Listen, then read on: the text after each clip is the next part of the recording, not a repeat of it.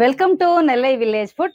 இன்னைக்கு நம்ம வீட்டில் நல்ல ஒரு நான்வெஜ் டேஸ்ட்ல கொண்டக்கடலை போட்டு தான் நம்ம குழம்பு செய்ய போறோம். இந்த குழம்பு ஒரு 15லேருந்து 20 நிமிஷத்துல ரொம்ப சூப்பரா செஞ்சிடலாம். டேஸ்ட் அட்டகாசமா இருக்கும். இது சாதத்துல போட்டு பசங்க சாப்பிட்றதுக்கு ரொம்ப நல்லா இருக்கும். எல்லா வகை டிஃபனோட சேர்த்து சாப்பிட்றதுக்கு ரொம்ப சூப்பரா இருக்கும். வாங்க இன்னைக்கு கொண்டக்கடலை குழம்பு எப்படி செய்யறதுன்னு பார்க்கலாம். கொண்டக்கடலை குழம்பு செய்யறதுக்கு தேவையான பொருட்கள் என்னன்னு பார்க்கலாம். நம்ம முதல்ல கொண்டக்கடலையை வேக போட்டுடலாம். நான் ஒரு 200 கொண்டக்கடலை எடுத்து ஒரு 10 மணி நேரம் நல்லா ஊற வச்சு எடுத்து வச்சிருக்கிறேன். இது குக்கர்ல சேர்த்துடலாம். இது கொஞ்சமா உப்பு சேர்த்துக்கலாம், ஒரு 1/2 ஸ்பூன் உப்பு. இப்போ கடலை மூழ்கிற அளவுக்கு நம்ம தண்ணி சேர்த்துக்கலாம்.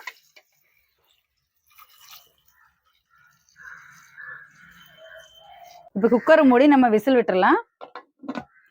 ஒரு 3லேருந்து 4 விசில் விடுங்க, நல்லா வெந்துடும்.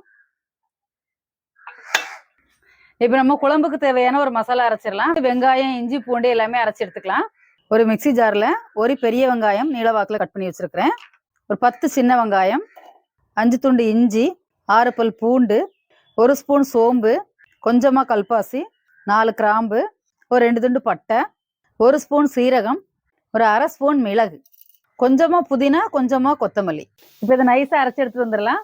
இப்போ வெங்காயம், இஞ்சி, பூண்டு, புதினா எல்லாமே அரைச்சி எடுத்தாச்சு. அது மாதிரி கொஞ்சமா தேங்காய் எடுத்து வச்சிருக்கேன், இதையும் அரைச்சி எடுத்துக்கலாம்.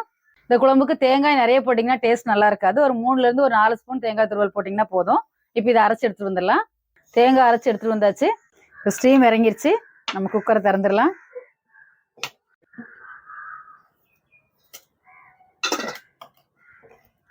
கடலை நல்லா வெந்துருச்சு. இப்போ நம்ம வந்து குழம்பு செய்யலாம். நான் ஒரு குக்கர் அடுப்பில் வச்சிருக்கிறேன். 4 ஸ்பூன் எண்ணெய் ஊற்றிக்கலாம்.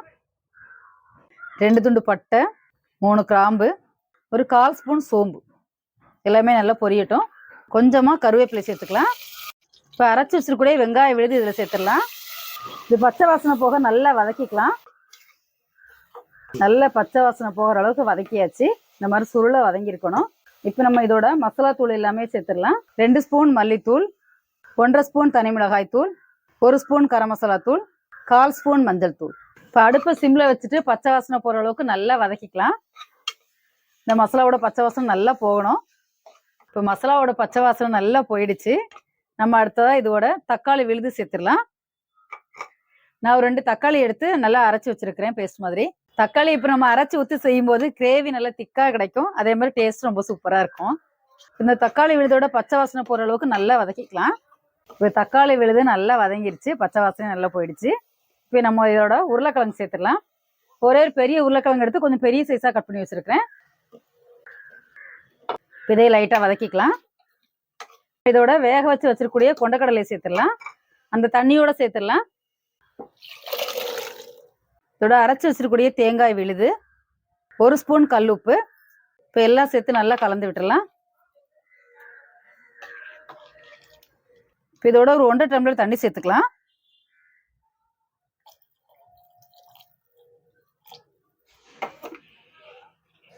குழம்பு இந்த திக்னஸ் இருக்கிற மாதிரி பார்த்துக்கோங்க. இன்னும் 2 விசில் விடும்போது உங்களுக்கு கரெக்டாக வந்துடும். வெங்காயத்தோட இஞ்சி, பூண்டு, பட்டை, சோம்பெல்லாம் சேர்த்து நம்ம அரைச்சி இந்த குழம்பு செய்யும்போது நல்ல வாசனையாக இருக்கும். நல்லா நம்ம குக்கரை திறக்கும் போதே கம்ம வாசனையாக இருக்கும். இப்போ எல்லாம் சேர்த்து நல்லா கலந்து விட்டாச்சு. குக்கரை மூடி விசில் விட்டுடலாம். இந்த உருளைக்கிழங்கும் வேகணும், இந்த தேங்காய் மசாலோட வாசனையும் போகணும். ஒரு 2 விசில் விட்டால் போதும். இப்போ 2 விசில் அடிச்சிருச்சு, அடுப்பு ஆஃப் பண்ணிடலாம். இப்போ ஸ்டீம் இறங்கினதுக்கப்புறம் எப்படி இருக்குன்னு திறந்து பார்க்கலாம். இப்போ ஸ்டீம் இறங்கிருச்சு, நம்ம திறந்து பார்த்துடலாம். குக்கர் விசில் அடிக்கும் போதே அவ்வளோ ஒரு வாசனையாக இருந்தது பாருங்கள். பார்க்குறதுக்கே எவ்வளோ சூப்பராக இருக்குன்னு. குழம்பு சூப்பராக ரெடி ஆயிடுச்சு. வாசனையே ரொம்ப சூப்பராக இருக்குங்க. நல்ல டேஸ்ட்டான ஒரு கொண்டக்கடலை உருளைக்கிழங்கு குழம்பு ரெடி ஆயிடுச்சு.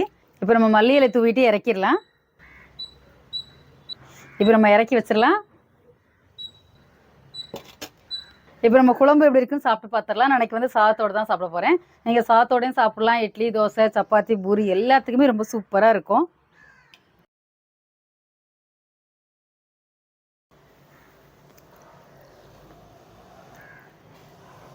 டேஸ்ட் அட்டகாசமாக இருக்குது. நல்ல ஒரு மட்டன் குழம்பு, சிக்கன் குழம்பு சாப்பிட்டு டேஸ்ட்டில் அவ்வளோ ஒரு சூப்பராக இருக்குது. நீங்கள் இதை வீட்டில் ட்ரை பண்ணி பாருங்கள். உங்களுக்கு இந்த வீடியோ பிடிச்சிருந்ததுன்னா லைக் பண்ணுங்கள், ஷேர் பண்ணுங்கள், சப்ஸ்கிரைப் பண்ணுங்கள். Thank you, bye by.